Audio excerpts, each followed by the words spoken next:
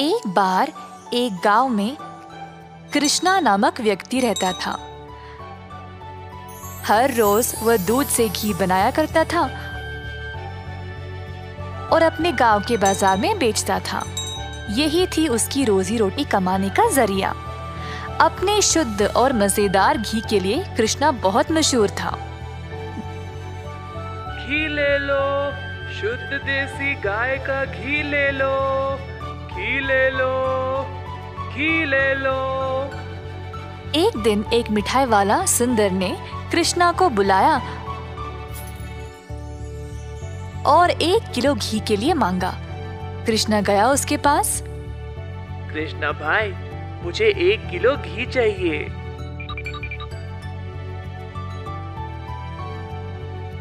कृष्णा घी को तोलने लगा। जब सुंदर ने देखा कि घी कितना शुद्ध था, तो वह अपने आप को रोक ही नहीं पाया। सुंदर ने और घी लेने का निर्णय लिया। रुको कृष्णा, मुझे तुम 1 नहीं 2 किलो घी दे देना।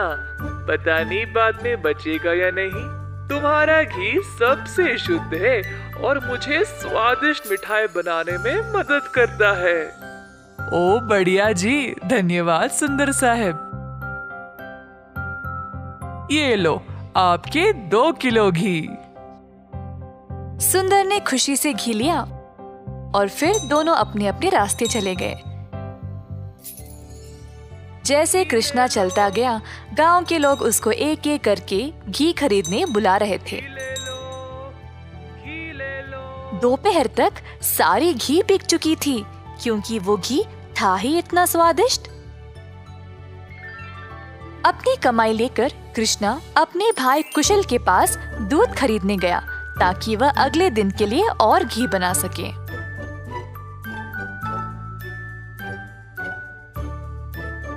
हर रोज कुशल देखता था कि उसका भाई बहुत घी बेचकर अच्छा पैसा कमा रहा था और उसका कारोबार दिन पे दिन और भी ज्यादा बढ़ने लगा।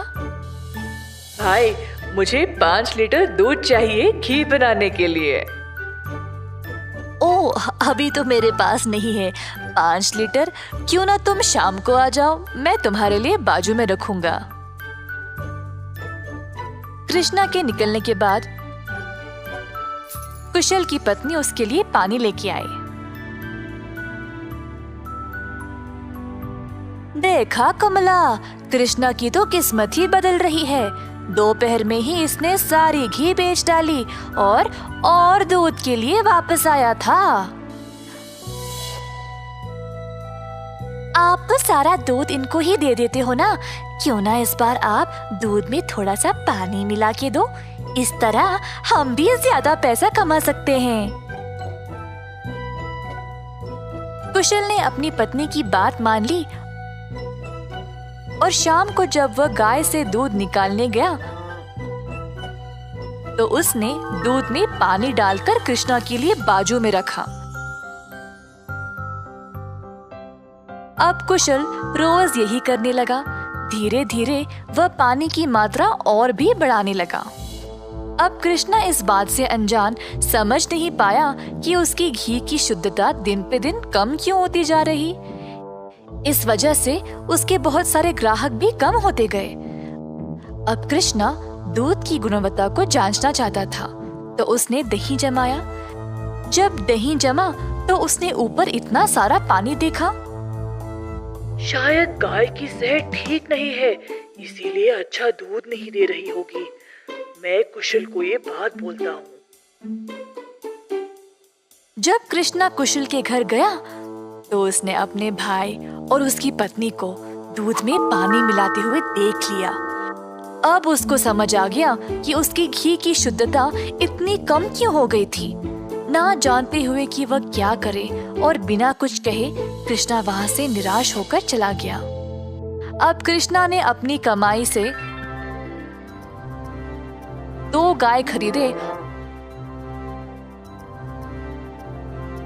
और खुद दूध निकालना शुरू किया। अब फिर से कृष्णा अच्छी वाली शुद्ध घी बनाने लगा। कृष्णा ने अपनी एक छोटी सी दुकान खोल ली, जहाँ पे वो शुद्ध देसी घी बेचने लगा। उसी समय सुंदर उसके पास आया और बोला, हाय कृष्णा, पिछले कुछ दिनों से घी कुछ ठीक नहीं है।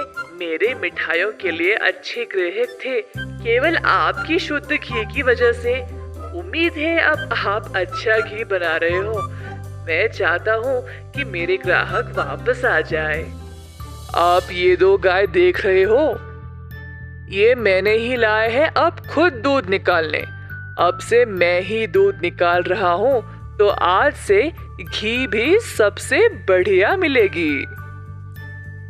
जैसे दिन बीतते गए, अब कृष्णा से और लोग घी खरीदने लगे। कुछ ही दिनों में कृष्णा ने और गाय खरीदे। उसने कुछ नौकरों को अपनी दुकान पर काम पे भी लगाया, हाथ बटाने के लिए।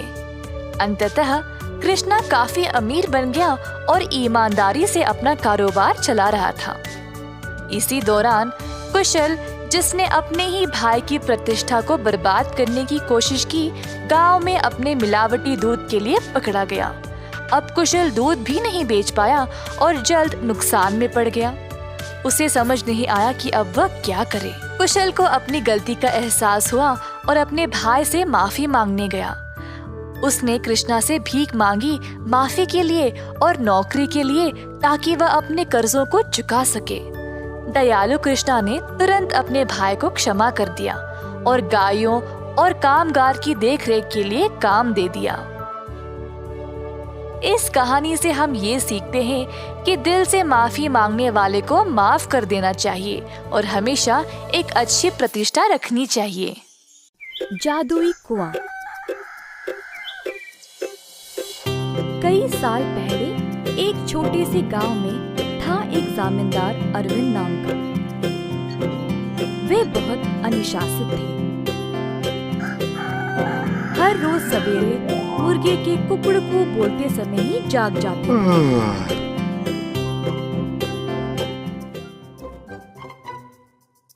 फिर अपने नौकरों को जगा के उन्हें काम पे भेजते थे। चंद्रा और सूरी नामक 2 मुलाजिम जमींदार के लिए काम पे नए नए आए हुए थे, परंतु वे दोनों काफी आलसी थे और सवेरे उठ के खेत में जाना उनके लिए बहुत कठिन लग रहा था। दोनों एक कुएं के पास सोते थे। एक दिन चंद्रा ने सूरी से कहा, हाय रे, हर रोज सवेरे जाग के जाना बहुत ही कठिन काम है ना। सूरी को भी ऐसा ही लगा। हाँ चंद्रा, परंतु हम करे तो क्या करे, मुर्गे के कुकड़कू से ही जमींदार जी जाग जाते हैं। अरविंद जी ने इन दोनों का व्यवहार ध्यान से और चुपचाप से जांचा। आखिरकार उन्होंने एक दिन उन दोनों को सबक सिखाना चाहा। एक दिन जब दोनों सो रहे थे, कुएं के अंदर से आवाज आई, सूरी, कितनी देर और सोओगे? उठो और काम पे निकलो। सूरी को नींद में ही आवाज सुनाई दी और वो अचानक से जाग गया। बाजू देखा तो चंद्रा आराम से सो रहा है। सूरी को समझ नहीं आया कि ये आवाज कहाँ से आई। बुरा सपना मान के वो फिर से सो गया। अगले दिन की बात है और दोनों उसी कुएं के पास सोए थे। इस बार कुएं वाली आवाज चंद्रा को सुनाई दी। वो भी अचानक से जाग गया। आसपास देखा तो सूरी आराम से सोया था।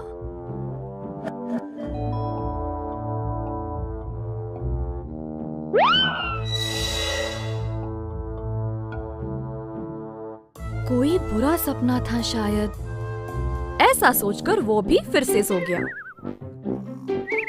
अगले दिन जब वे दोनों फिर से वहीं पे सो रहे थे, अचानक से एक खतरनाक आवाज सुनाई दी। दोनों एक साथ जागे और डर गए, एक दूसरे को देखने लगे।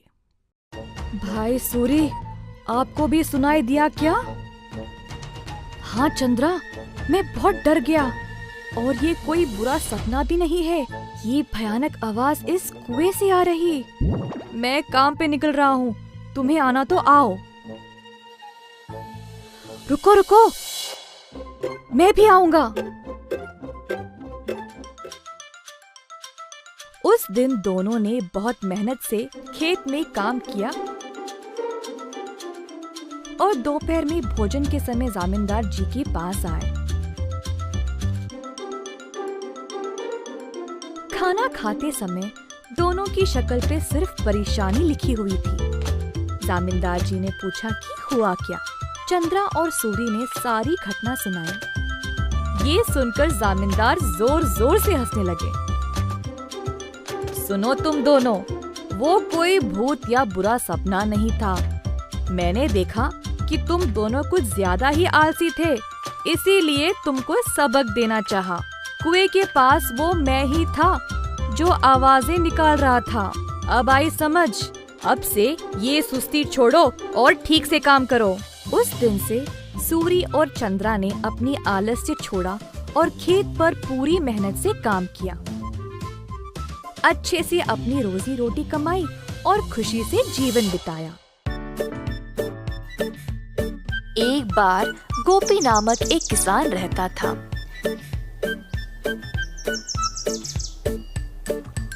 गोपी बहुत मेहनती था। सब लोग उसको पसंद करते थे और उसके साथ अच्छा व्यवहार करते थे।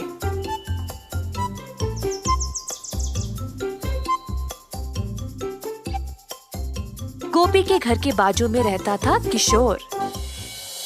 किशोर चाहता था कि गोपी से ज्यादा अच्छा नाम उसका हो जाए और इसके लिए उसने बहुत कोशिश की, परंतु उसको ऐसा मौका कभी नहीं मिला। एक दिन किशोर दूध बेचने के बाद अपने घर वापस आया। बाहर सीढ़ियों पर बैठा था जब उसने पेड़ पर एक आम को लटकते हुए देखा।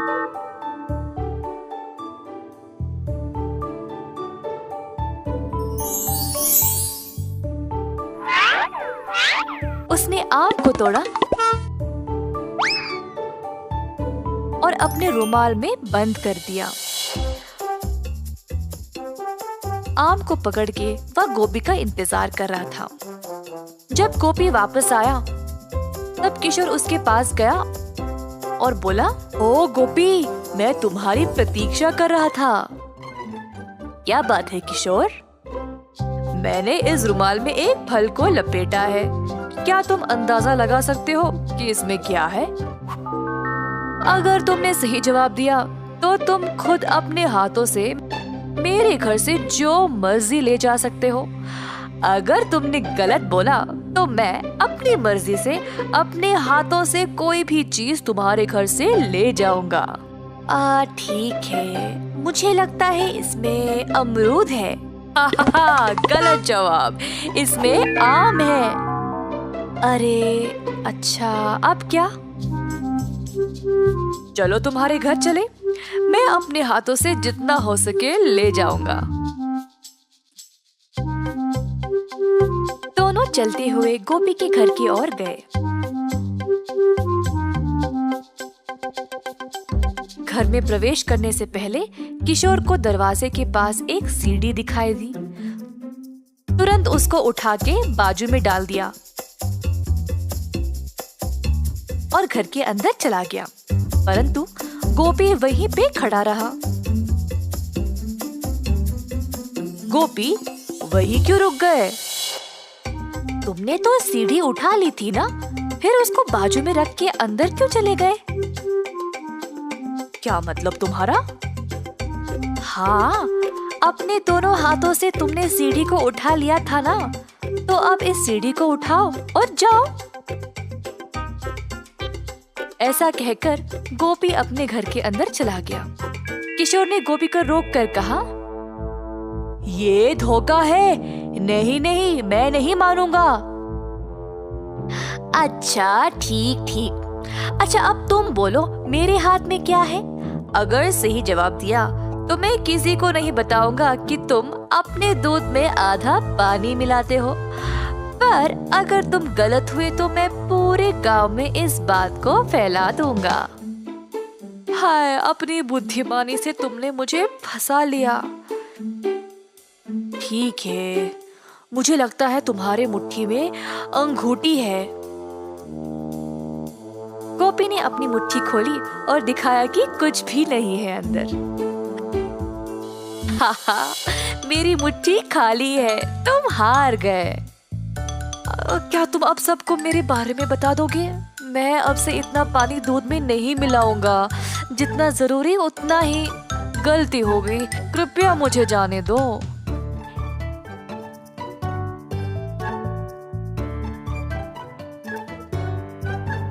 इस कहानी से हम ये सीखते हैं कि आत्म अनुशासन के बिना सफलता असंभव है। बंदर मामा। एक दिन बंदर मामा गहरी नींद में सोया था जब एक मीठी सुगंध ने उसे जगाया।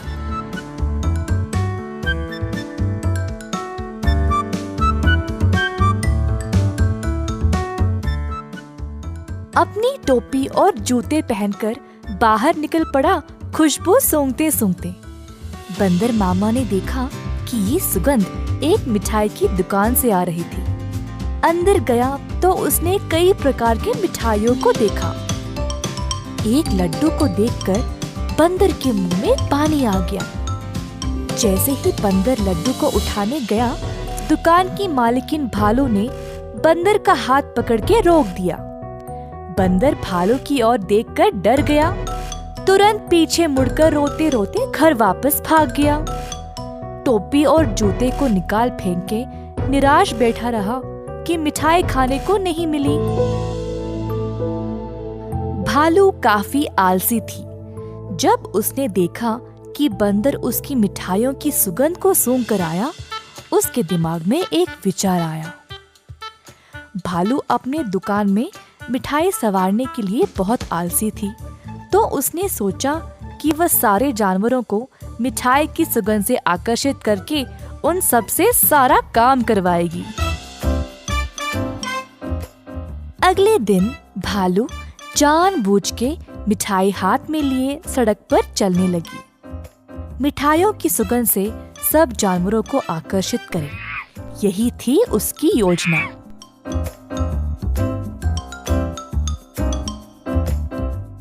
खुशबू फिर से बंदर मामा तक पहुंच गई। इस बार बंदर मामा से रहा नहीं गया और उनका जी ललचाया। वह किसी भी हालत में मिठाई खाना चाहता था। बंदर मामा चुपके से दुकान के बाजू वाले पेड़ पर लटकने लगा। जब भालू देख नहीं रही थी, तब बंदर मामा ने लड्डू उठाया और झट से मुंह में डाला। परंतु लड्डू गरम गरम था और बंदर मामा का मुंह ही जल गया। बंदर मामा को बहुत गुस्सा था। जल्दी घर भागा और पानी पी लिया। फिर से अपनी टोपी और जूते निकाल फेंक के रोने लगा। एक छोटा चूहा खिड़की से अंदर आकर बंदर मामा से पूछा कि हुआ क्या। बंदर ने सारी घटना चूहे को सुनाई। चूहे ने बोला कि उसके साथ भी ऐसा ही कुछ हुआ था। हमारे साथ भी कुछ ऐसा ही हुआ था। हमें भी वो मिठाई चखनी है।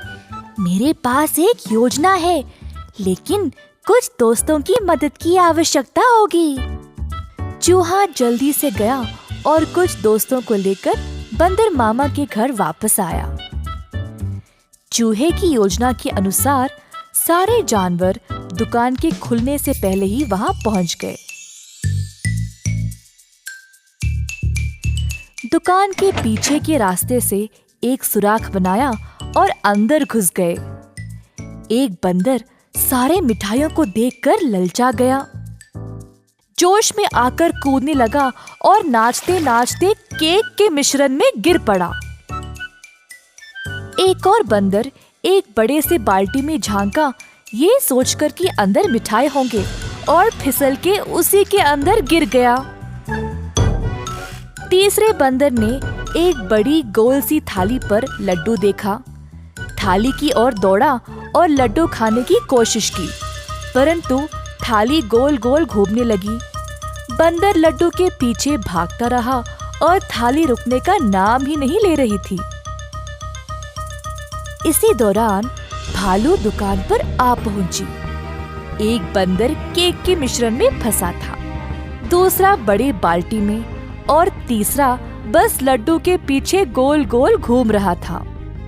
ये सब देखकर भालू आश्चर्यचकित रह गई और सोची कि ये बंदर यहाँ चोरी करने आए हैं। जल्दी से एक छड़ी उठाई और बंदरों को मारने ही वाली थी, जब एक बंदर ने बोला, हम यहाँ चोरी करने नहीं आए हैं, हम केवल आपकी मिठाई को चखना चाहते थे।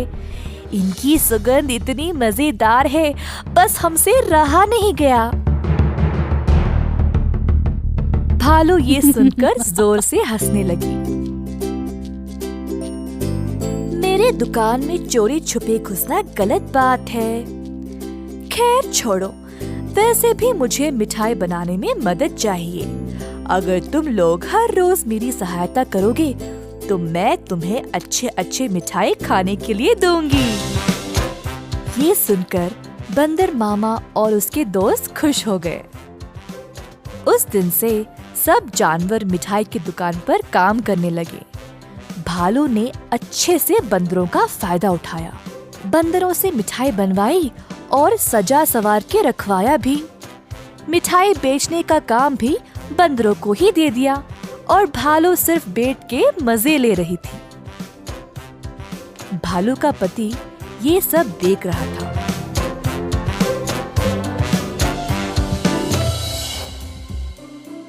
तुम तो रोज इतना काम करती हो, परंतु आज आराम से बैठकर मिठाई खा रही हो। दुकान भी बंदरों से भरा पड़ा है। ये क्या हो रहा है यहाँ पे? बंदरों ने मेरा काम आसान कर दिया है। वे खुशी खुशी सारा काम कर रहे हैं और बदले में मुझे ज्यादा कुछ देने की आवश्यकता भी नहीं। बस दिन में एक एक मिठाई देके काम चला रही हूँ। बंदर मामा कोने में इन दोनों की बातें सुन रहा था और ये सब जानकर उसे बुरा लगा। बंदर को एहसास हुआ कि भालू उसका और उसके दोस्तों का इस्तेमाल कर रही थी।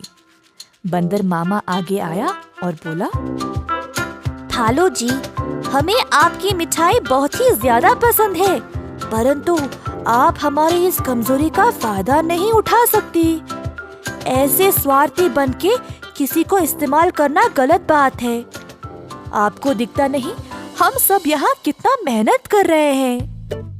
अंत में भालू को अपनी गलती का एहसास हुआ और सुधार लाना चाहा।